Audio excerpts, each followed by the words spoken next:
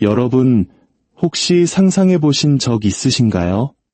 한 나라의 자본주의가 너무나도 불안정하고 폭발 직전의 시한폭탄처럼 느껴지며 심지어는 자살 충동에 가까운 모습을 보였던 시대를 말입니다.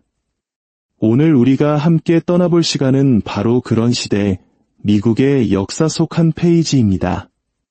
나라는 역사상 그 어떤 국가보다 빠르게 부유해지고 있었지만 그 막대한 부는 극소수 엘리트의 손아귀에 집중되고 있었습니다. 나머지 대다수 국민들에게 삶이란 위험한 노동과 폭력적인 경기 호황과 불황의 반복, 그리고 돈을 쥔 자들에게 영혼까지 팔아넘긴 듯한 정치 시스템 속에서의 고된 투쟁일 뿐이었습니다. 이것은 단순한 불평등이 아니었습니다. 사회를 희게 만들고 결국엔 부러뜨리기 직전까지 몰고 가는 극심한 불균형이었습니다. 그리고 당시에는 정부가 이 문제에 대해 무언가를 할 수 있다는 생각 자체가 불가능해 보였습니다.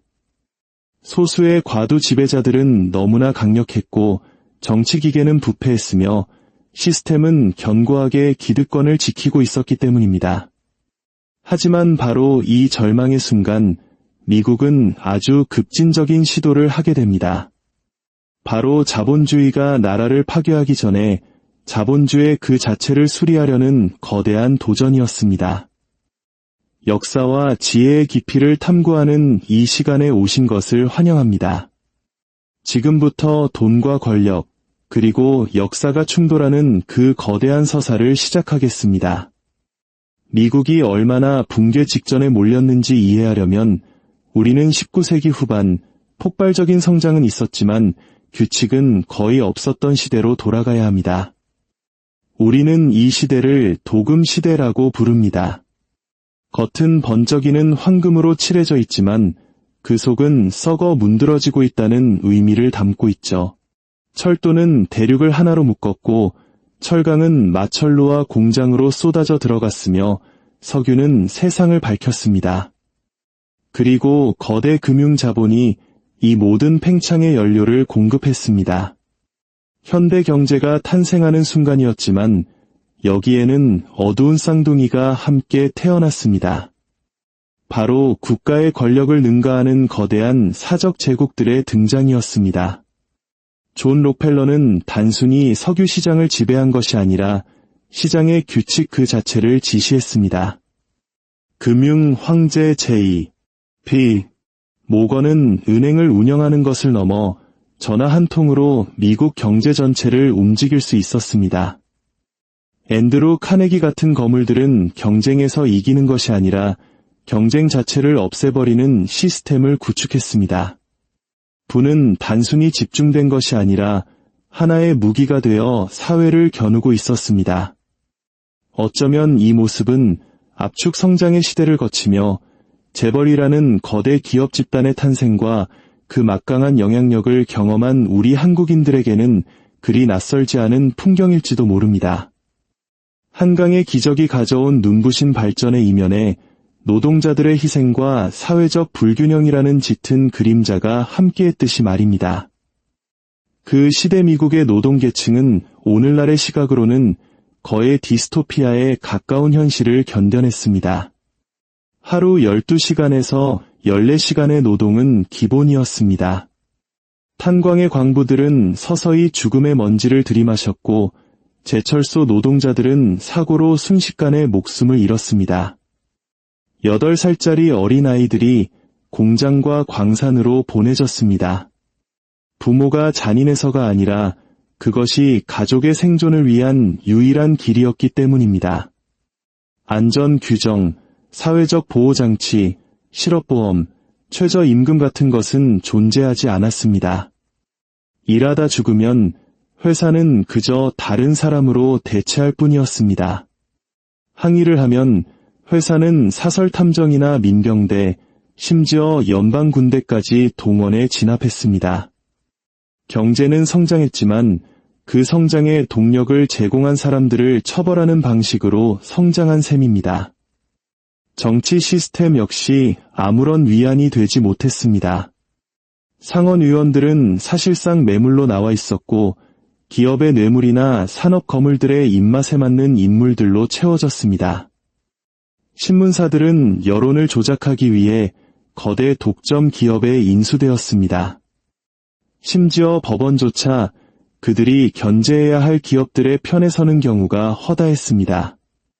민주주의가 죽은 것은 아니었지만 수많은 미국인들의 눈에 정부는 공공기관이라기보다는 철도회사, 철강회사, 그리고 은행의 자회사처럼 보일 정도로 심각하게 훼손되어 있었습니다.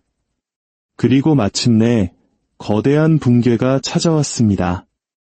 1873년의 금융공황은 6년간 지속된 대공황을 촉발시켰습니다.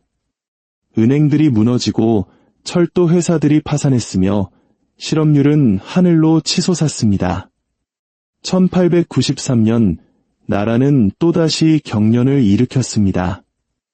수백 개의 은행과 수천 개의 기업이 하룻밤 사이에 증발해버렸습니다. 1877년의 대파업 때는 여러 도시에서 노동자와 민병대가 격렬하게 충돌했습니다. 이것은 단순한 금융위기가 아니었습니다. 이것은 시스템의 실패였습니다. 미국인들은 자신들의 경제가 단지 불공정한 것이 아니라 극도로 불안정하고 취약하며 전체 시스템을 좌지우지하거나 혹은 추락시킬 수 있을 만큼 강력한 사적 이익 집단에 의해 통제되고 있다는 사실을 깨닫기 시작한 순간이었습니다. 하지만 여기서 우리가 잊지 말아야 할 중요한 사실이 있습니다. 미국은 포기하지 않았습니다. 불평등이 자연의 법칙이라거나 독점이 불가피하다거나 노동자가 소모품이라는 현실을 받아들이지 않았습니다. 대신 언론인, 개혁가, 변호사, 노동조합, 그리고 심지어 몇몇 대통령까지 포함된 예상치 못한 연합이 반격을 결심했습니다. 도금 시대는 스스로의 무게에 짓눌려 무너지지 않았습니다. 미국이 직접 그 시대와 맞서 싸웠습니다. 견고했던 갑옷의 첫 균열을 낸 것은 1890년에 셔먼 독점 금지법이었습니다. 문서상으로는 간단했습니다. 거래를 제한하는 모든 결합과 공모는 불법이다. 하지만 현실에서 이 법은 처음에는 거의 집행이 불가능했습니다. 법원은 적대적이었고 기업들은 교묘하게 법망을 피했으며 정치적 의지는 약했습니다. 하지만 셔먼법의 진정한 의미는 즉각적인 집행력이 아니었습니다. 그것은 바로 미국 역사상 처음으로 경제가 소수 거물들의 사유물이 아님을 선언했다는 데 있습니다.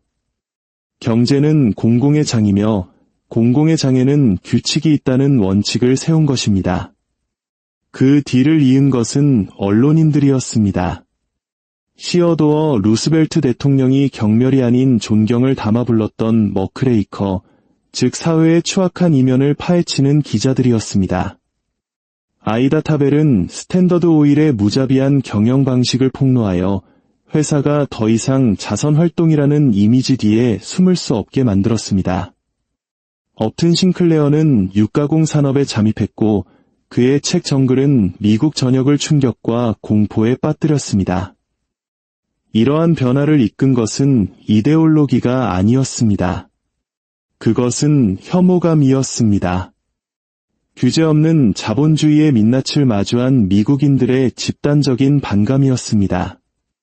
여론은 처음에는 서서히, 그러나 마침내 결정적으로 돌아섰습니다. 개혁은 더 이상 사치가 아니라 생존 전략이 되었습니다. 결정적인 전환점은 시어도어 루스벨트 대통령의 등장이었습니다.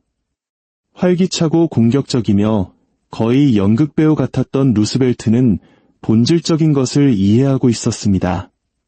대통령은 단순히 법을 집행하는 사람이 아니라 공정한 경제가 어떤 모습이어야 하는지에 대한 시대의 담론을 형성해야 한다는 것이었습니다. 그가 J.P. 모건이 배후에 있는 거대 철도 독점 기업 노던 시큐리티스를 제소했을 때 그것은 단순한 소송이 아니었습니다. 그것은 누구도 건드릴 수 없었던 사적 제국의 시대가 끝나가고 있음을 알리는 선언이었습니다. 그는 독점 타파가라는 별명을 얻었고 기업 권력에 맞서는 대통령의 역할을 재정의했습니다. 루스벨트는 대기업을 증오한 것이 아니었습니다. 그는 공화국 자체를 위협할 정도로 거대한 기업을 증오했습니다. 하지만 루스벨트조차 1907년에 금융공황을 막지는 못했습니다. 금융 시스템이 마비되었을 때 나선 것은 정부가 아니었습니다. 바로 J.P. 모건 그 개인이었습니다. 그는 사실상 혼자서 중앙은행 역할을 했습니다. 그는 은행가들을 자신의 도서관으로 소환의 문을 잠그고 구제금융에 협력하도록 강요했습니다. 이 방법은 통했지만 미국 전체를 공포에 떨게 만들었습니다. 단 한 사람이 국가 경제의 운명을 쥐락펴락해서는 안 된다는 공감대가 형성된 것입니다. 그 결과 1913년 미국은 연방준비제도, 즉 중앙은행을 설립합니다. 이는 단순히 추상적인 금융도구를 만든 것이 아니라 국가의 혈맥을 통제하는 위험한 권력이 개인의 손에 있어서는 안 된다는 시대적 요구에 대한 직접적인 응답이었습니다. 개혁의 물결은 노동 현장으로도 퍼져나갔습니다. 초기 아동 노동법은 아이들을 공장에서 학교로 돌려보냈습니다. 산업안전기준이 등장하기 시작했고 주 정부들은 산재 보상 제도를 실험했습니다. 한때는 상상도 할 수 없었던 하루 8시간 노동이 현실적인 운동 목표가 되었습니다. 그리고 제16차 수정헌법을 통해 연방소득세가 도입되면서 정부는 마침내 과도 지배자들이 쌓아올린 막대한 부에 도전할 수 있는 수단을 갖게 되었습니다. 잠시 동안 이 개혁들은 성공하는 듯 보였습니다. 미국은 자본주의를 해체하지 않았습니다. 대신 자본주의를 훈련시켰습니다. 시스템이 소수가 아닌 다수를 위해 복무하도록 만들었습니다. 하지만 이야기는 여기서 끝나지 않습니다. 역사는 되풀이되는 습성이 있기 때문입니다. 수십 년이 흐르면서 한때 시스템을 구했던 바로 그 안전장치들이 서서히 사라지기 시작했습니다. 자본주의를 훈련시켰던 개혁들은 실패한 것이 아니었습니다. 잊혀졌을 뿐입니다. 그리고 경제사에서 망각은 결코 중립적이지 않습니다. 그것은 하나의 선택이자 표류이며 영향력과 로비, 그리고 오래된 신화의 귀환을 통해 이루어지는 느린 침식 과정입니다. 시장은 스스로를 규제한다. 부는 집중될수록 효율적이다. 사적인 이익 추구가 자동적으로 공공의 선을 낳는다는 신화 말입니다. 1970년대 후반과 80년대에 이르러 규제를 부담으로 독점금지법을 불필요한 것으로 노동조합을 장애물로 부유층에 대한 과세를 도덕적, 경제적 실수로 취급하는 새로운 이데올로기가 힘을 얻었습니다. 수십 년에 걸쳐 안전장치들은 하나씩 철거되었습니다. 금융규제가 완화되고 기업합병은 아무런 감시 없이 확장되었습니다. 최고 세율은 급락했고 선거자금법이 약화되면서 사적인 돈이 정치판에 더 깊숙이 흘러들어왔습니다. 오늘날의 숫자는 그 결과를 불편할 정도로 명확하게 보여줍니다. 미국 상위 1%가 국가 전체부의 거의 40%를 보유하고 있습니다. 이는 현대 역사상 가장 높은 수준 중 하나입니다. 반면 하위 50%는 약 2-3%를 보유할 뿐입니다. 상위 0.01% 스포츠 경기장 하나를 채울 정도의 극소수 인구가 1차 세계대전 직전에 엘리트들과 맞먹는 부를 통제하고 있습니다. 이러한 수치들이 마치 1890년대의 이야기처럼 느껴진다면 그건 실제로 그렇기 때문입니다. 한때 진보주의자들이 해체했던 불평등의 건축물이 다시 지어진 것입니다. 이제는 더 높고 더 세련되고 더 세계화되었으며 민주적인 압력으로부터 더 잘 단절된 채로 말입니다. 하지만 불평등만이 유일한 평행이론은 아닙니다. 노동을 보십시오. 오늘날의 불안정한 고용 형태, 수십 년간 정체된 임금, 치솟는 주거비와 의료비는 도금 시대의 압박과 놀랍도록 닮아 있습니다.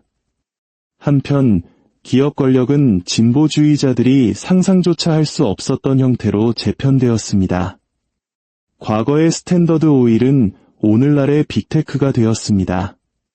과거의 철도 독점 기업은 공급망, 광고시장, 소매 접근, 데이터 흐름 등 경제 생태계 전체를 통제하는 디지털 플랫폼이 되었습니다. 옛 독점 기업들이 신문사를 사들였다면 새로운 독점 기업들은 정보 환경 그 자체를 알고리즘을 통해 보이지 않게 그리고 도금 시대의 그 어떤 건물도 상상할 수 없었던 규모로 형성하고 있습니다. 그래서 우리는 다시 여기에 서 있습니다. 어마어마한 부와 취약한 노동, 정치적 포섭, 그리고 고조되는 대중의 좌절감. 새 옷을 입었지만 똑같은 각본을 따르고 있는 제2의 도금 시대의 말입니다. 이 지점에서 비관적인 감정을 느끼는 것은 당연합니다. 하지만 역사가 우리에게 주는 교훈은 절망이 아닙니다. 왜냐하면 첫 번째 진보 시대의 핵심 교훈은 바로 전환이었기 때문입니다. 불평등의 압력이 나라를 부러뜨린 것이 아니라 오히려 나라를 변화시켰습니다. 오늘날 우리에게 가장 중요한 부분은 바로 이것입니다. 미국은 우연히 도금 시대를 바로잡지 않았습니다.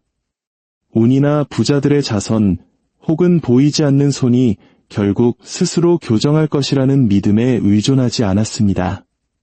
개혁은 평범한 사람들이 그것을 요구했기 때문에, 언론이 학대를 폭로했기 때문에, 정치인들이 압력을 느꼈기 때문에, 그리고 이기가 나라로 하여금 사적 제국이 한계없이 성장하도록 내버려 두는 것의 대가를 직시하게 만들었기 때문에 일어났습니다.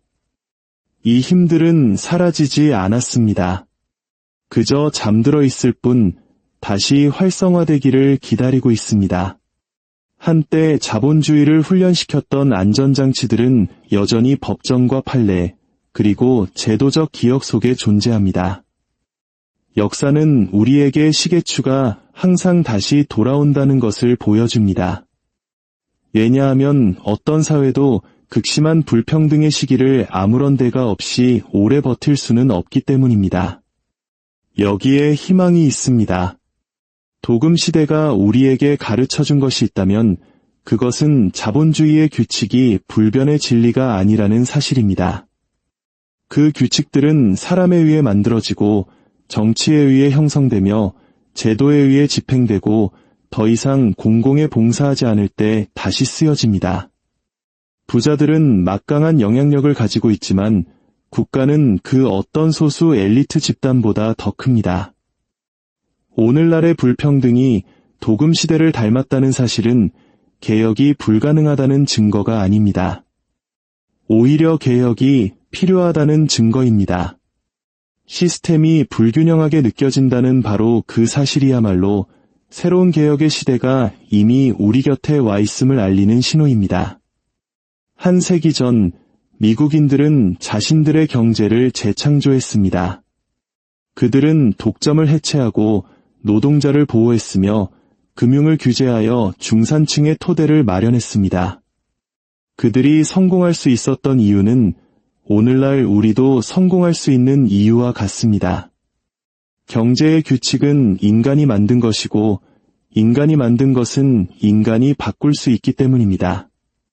역사는 반복되지 않지만 그 의도는 운율을 맞춥니다. 불평등이 지금과 같았던 지난번, 나라는 무너지지 않았습니다. 맞서 싸웠습니다. 규칙을 다시 썼습니다. 자본주의가 소수가 아닌 다수를 위해 복무하도록 강제했습니다. 이것은 과거에 대한 향수가 아닙니다. 이것은 우리가 가진 명백한 선례입니다. 오늘 이야기가 여러분께 새로운 관점을 드렸다면 저희 채널을 구독하고 지혜를 향한 여정에 동참해 주십시오. 역사는 해답을 가지고 있습니다. 함께 그 길을 찾아 나가겠습니다.